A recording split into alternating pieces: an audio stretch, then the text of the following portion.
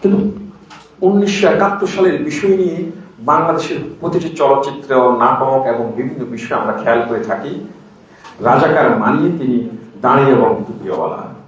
এটা তো সত্য নয়।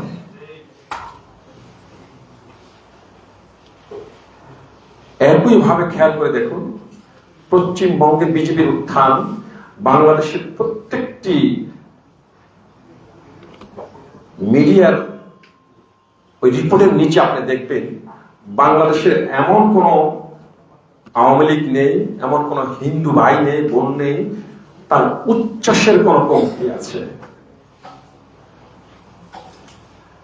তাই বলি কি তাকে বাংলাদেশ থেকে বের করে দেব? কেন ভারতে হিন্দু উত্থানে আমার এই সকল ভাইদের এত আনন্দ? বাংলাদেশ একটি স্বাধীন সার্বভৌম রাষ্ট্র। আমার বাঙালি নাকি বাংলাদেশি সেটি তো জিয়াউর রহমানও দেখিয়ে দিয়েছেন। এই জাতীয়তাবাদের সাথে আমার ভাষা, সংস্কৃতি এবং কৃষ্টি জড়িত রয়েছে। একই সাথে আমার মুসলিম রাজনৈতিকতার সাথে আমার রয়েছে ধর্মীয় মূল্যবোধ, আমার পরিচয়, আমার ঐতিহ্য এবং এদেশের 90% মানুষের জীবন প্রণালী। আমি তো ভাই পয়লা বৈশাখের এমন কোথাও দেখি না যেখানে পেঁচা, সে বিভিন্ন মূর্তি বাঙালি সংস্কৃতির সাথে মেলবন্ধন রয়েছে। কলকাতার আনন্দবাজার পত্রিকা একসময় রিপোর্ট করেছিল বাংলাদেশের পয়লা বৈশাখ শাহবাগ থেকে দোয়েল চত্বর এজন্য কলকাতার দুর্গা উৎসবকেও ছাড়িয়ে যায়। ওই রিপোর্টকে টেনে নয়াদিগন্তে একটি উপসম্পাদক কলাম লিখেছিলেন মেজর জেনারেল ইব্রাহিম সাহেব, কল্যাণ পার্টির চেয়ারম্যান। মানে বিশেষ করে এমন পয়লা বৈশাখ কি দুর্গা উৎসব নাকি বাঙালি সংস্কৃতি? আমার বাংলাদেশি সংস্কৃতি, এটা তো এদেশের মানুষ ট্রেডিশনাল ভাবে যেভাবে পেয়েছিল সেভাবে আমাকে ধারণ করতে হবে। আমরা সেটা না করে বুদ্ধিভিত্তিক কিছু মিডিয়ার মধ্য দিয়ে এ জাতি ভুলে গিয়েছে তার প্রকৃত ঐতিহ্য কি, তার প্রকৃত ইতিহাস কি। ছোট ছোট হল রুমে বসে সেমিনার করে সেই ধরনের মিডিয়াগুলোকে প্রতিবাদ এবং তাদের বিরুদ্ধে জেগে দাঁড়ানোর আসলে অত সুযোগ আছে কিনা আমি জানি না। আপনাকে ওই প্রথম আলোর চেয়ে আরো উন্নত, ওই সময় টিভি এবং 71 টিভির চেয়ে আরো নির্ভরযোগ্য মিডিয়া তৈরি করতে হবে। দিগন্ত টিভি সহকারে 2টি টিভিকে সেই 2013 সালের 5 মে পরে বন্ধ করে দিল। ক্ষমতার স্বার্থ আপনারা মোটামুটি প্রায় 2 বছর এই 2টি টিভিকে চালু করতে পারেননি। অথচ দিনের পর দিন এদেশের ইসলামের বিরুদ্ধে, এদেশের সভ্যতার বিরুদ্ধে, এদেশের কালচারের বিরুদ্ধে যখন প্রথম আলো রিপোর্ট করে, আপনি চাইলে মামলা করতে পারবেন না। আমার কতিপয় সাধারণ ভাই বোনেরা বুঝে কিংবা আবেগে যখন তাকে দুটি ইট মারল, মামলা হলো, তদন্ত হচ্ছে, গ্রেফতারও হচ্ছে। অথচ 15.5 বছর বাংলাদেশে যখন অন্যায়, অবিচার, অত্যাচার চালিয়ে মানুষের কণ্ঠ রোধ করা হয়েছিল, সে সময় আওয়ামী লীগ এবং তার দোষকদের বিরুদ্ধে জামাত, বিএনপি সহকারে একসাথে রাজনীতি চলমান ছিল। সে সময় আমার যে আলেম সমাজের নেতৃবৃন্দ গ্রেপ্তার হয়েছে, তাদের অনেকে আজও মুক্তির স্বাদ পায়নি। কিন্তু সাবেক সেনা প্রধান আজিজ সাহেবের সে ভাই জোসেফ আওয়ামী লীগ আমলে যেমন মুক্তি পেয়েছেন, একইভাবে 5 আগস্টের পরে বাংলাদেশে বিএনপি কর্তৃক শীর্ষ সন্ত্রাসী 23 জনের অনেকে, টিটন, হেলাল, বিচ্ছি হেলালরা মুক্তি পেয়েছে। টিটন আবার মারাও গিয়েছে। এই যে কিন্তু আলেমরা মুক্তি পাচ্ছে না। কেন পাচ্ছে না? ঐক্য এবং মেধার যোগ সামঞ্জস্যের অভাবে। ভাই, ফিলিস্তিন, গাজা আপনাকে মুক্তির জন্য আল্লাহর পক্ষ থেকে ফেরেশতা আর আসবে না। সময় খুব সংকীর্ণ, বিষয়টা এমন।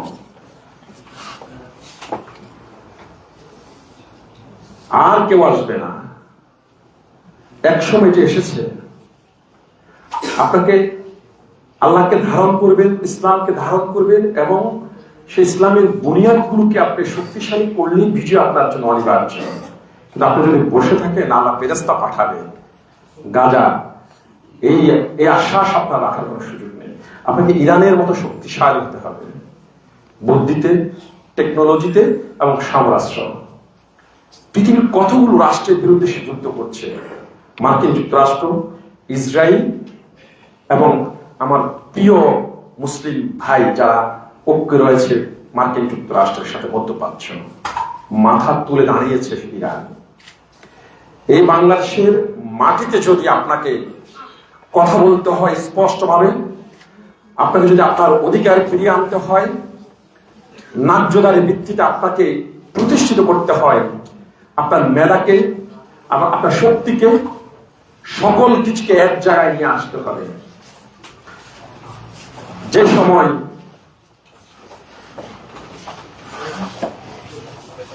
যে সময় বাংলাদেশে অনাচার চলেছে, অবিচার চলেছে, অন্যায় চলেছে, আপনাদের পুরো হাউজের আকর্ষণ যেদিকে, ডাকসুর সেই আলোচিত, সমালোচিত, বিজ্ঞ এবং পাজ্ঞ বিপি সাদিক কাইম আপনাদের সামনে আমরা ওনার কথা শুনবো। ক্যারিজমেটিক একজন লিডার। আমি মূলত কর্মের কথা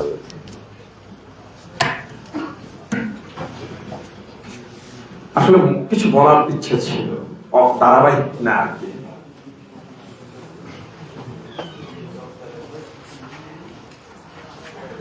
(1971) সাল স্বাধীন হয়েছে বাংলাদেশ, কিন্তু ভারতীয় বুদ্ধিভিত্তিক সাম্রাজ্যবাদী রাষ্ট্র অলিখিতভাবে শেখ মুজিবকে রাষ্ট্রের ক্ষমতায় বসিয়েছিল। কোন নিয়মতান্ত্রিকতার বাইরে গিয়ে তিনি রাষ্ট্রপতি হয়েছেন। উনি এক নায়কতন্ত্র কায়েম করেছেন, বাকশাল প্রতিষ্ঠা করেছেন। তার রেজাল্ট কিন্তু 1975 সাল। একইভাবে তার বংশধর বাংলাদেশে ভারতীয় সাম্রাজ্যবাদের বুদ্ধি নিয়ে এবং সাপোর্ট নিয়ে বাংলাদেশের 15.5 বছর যে অবিচার, অন্যায় এবং অত্যাচার চালিয়েছিল এদেশের জাতীয়তাবাদের বিরুদ্ধে, এদেশের মুসলিম চিন্তার বিরুদ্ধে, এদেশের ইসলামিক গণজাগরণের বিরুদ্ধে, সে ফ্যাসিস্ট আওয়ামী লীগ সরকার বিদায় নিয়েছে জুলাই আগস্টের স্টার্টিং থেকে শুরু করলে 62 দিন, কিন্তু কাউন্ট করা হয় 36 দিনকে।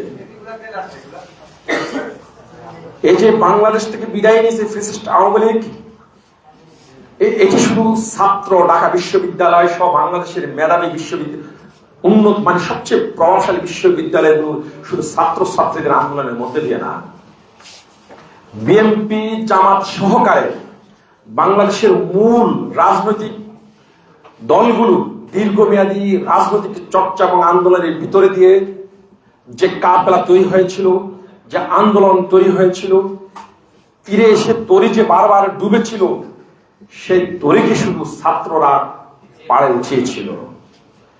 সেই জুলাই আগস্ট আন্দোলনে বাংলাদেশের জাতীয়তাবাদী রাজনৈতিক দল বিএনপি, বাংলাদেশের গণমানুষের রাজনৈতিক দল জামাত, সকলেরই একটি অংশগ্রহণ রয়েছে। আমরা চাই ফ্যাসিস্ট মুক্ত এই বাংলাদেশে প্রকৃতভাবে যদি 18 কোটি মানুষের অধিকারকে প্রতিষ্ঠিত করতে হয়, তাহলে ঐক্যের কোন বাহিরে চিন্তা করলে চলবে না। কিন্তু আমরা আজ দেখছি একইভাবে দেশের এক শ্রেণীর জনগণ যেমন জামাতের আমিরের বিরুদ্ধে কুৎসা রটাচ্ছে, একইভাবে বিএনপির সবচেয়ে গুরুত্বপূর্ণ জায়গা জাইমা রহমানকে নিয়েও বিভেদ তৈরি করছে। এই জায়গাগুলোতে যদি আমরা চিহ্নিত করতে পারি, বিএনপি জামাত সরকারের মূল রাজনৈতিক দলগুলোকে যদি একটি চিন্তাশীলতার মধ্যে নিয়ে আসতে পারি, তাহলে বাংলাদেশ থেকে যে বিদায় নিয়েছে ফ্যাসিস্ট আওয়ামী লীগ, আর কখনো হয়তো বাংলাদেশে তারা জায়গা পাবে না। নচেত তারা ফিরে আসবে, আবারও ব্যাক করে যেতে হবে জামাতকে, ইসলামিক আন্দোলনকে, চরমনায়ের বিশ্বাসকে এবং জাতীয়তাবাদী সেই রাজনৈতিক শক্তি বিএনপিকে। যদি ভারতীয় সাম্রাজ্যবাদের বিরুদ্ধে বাংলাদেশের সংস্কৃতিকে, বাংলাদেশের কালচারকে, বাংলাদেশের 18 কোটি মানুষের সকল কিছুকে প্রতিষ্ঠা করি, বাংলাদেশি বাঙালি জাতীয়তাবাদ ইসলামিক সংস্কৃতির একটি মিলবন্ধন তৈরি করতে হয়, তাহলে এই রাজনৈতিক দলগুলোকে সকল বিভেদ দূরে ঠেলে রেখে একটি জায়গায় আসতে হবে। এর জন্য আমাদের মূল জায়গায় যারা বসে আছেন তাদেরকে একটু রাজনৈতিকভাবে আরো বড় চিন্তাশীল হতে হবে এবং ঐক্যের আহ্বান রাখতে হবে। ঐক্যের জন্য আমি যদি না আসি, আপনি আসেন ভাই, তাহলে দেখবেন ফ্যাসিস্ট যেভাবে বিদায় করেছি, বাংলাদেশের শাহবাগের সে নাস্তিকতাবাদ বাংলাদেশের থেকে আজন্ম কালের জন্য শেষ হয়ে যাবে। ভাই, আমার নবী রাসূলকে নিয়ে বিভ্রান্তি ছড়াবে, উদ্ভট কথা বলবে, তাদের বিরুদ্ধে আমি শাহবাগে আন্দোলন করতে পারবো না, শাপলা চত্বরে এক হতে পারবো না, এক হলে আমাকে গণহত্যার শিকার হতে হবে, তার বিচার চাইতে পারবো না, তার বিচার চাইলে প্রথম আলো আমার বিরুদ্ধে লিখবে, এটা তো হতে পারে না। ইসলামের মূল বুনিয়াদের কথা, স্রষ্টার প্রতি আল্লাহর প্রতি পূর্ণ আস্থার কথা, নবী রাসূলের আস্থার কথা, সেটি সংবিধানে প্রতিস্থাপন করার পিছনে জিয়াউর রহমানের একটা গুরুত্বপূর্ণ অবদান রয়েছে। আমরা বিশ্বাস করি বাংলাদেশের বর্তমান যারা সরকারে রয়েছে, বিএনপি প্রধান কাণ্ডারি জনাব তারেক রহমান সাহেব এটি পূর্ণভাবে বিশ্বাস করেন এবং আস্থাশীল রয়েছে। জামাত ইসলামকে বলবো এই বিষয়টিকে আরো গতিশীল করার জন্য অবশ্যই মেধাভিত্তিক লোকবল নিয়ে বিএনপির মূল রাজনৈতিক নেতৃবৃন্দের সাথে সংযোগ স্থাপন করবে। বিভেদ নয়, বাংলাদেশ সকল মানুষকে নিয়েই বাংলাদেশ করতে হবে। মব জাস্টিস বন্ধ করতে হবে, ন্যায় বিচার প্রতিষ্ঠা করতে হবে। তারা অন্যায় করেছে, বাংলাদেশের প্রতিটি আওয়ামী লীগকে জেলে ঢুকানো যাবে না। যারা সাধারণ আওয়ামী লীগ, আমরা এমন একটি রাষ্ট্র বুনিয়াদ করতে চাই যে রাষ্ট্রে তারা বসবাস করবে, আমাদের নীতি এবং নৈতিকতা থেকে আগামীতে তারা আমাদেরকে ভোট দিবে। আমরা এমন একটি বাংলাদেশ গড়তে চাই যেখানে ন্যায় এবং ইনসাফ প্রতিষ্ঠিত হবে, যেখানে কুৎসা বাঁধানো হবে না, যেখানে মেধাভিত্তিক একটি সমাজ গড়ে উঠবে, মুক্ত চিন্তার কথা বলা হবে, যে চিন্তায় 90% মুসলমান প্রাধান্য পাবে। শাপলা আমার, শাহবাগও আমার, ইসলাম আমার, বাংলাদেশি জাতীয়তাবাদও আমার।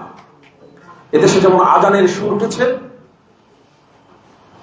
একইভাবে জিয়াউর রহমানের মুখে এদেশে জাতীয়তাবাদ বুনিয়াদ হয়েছে।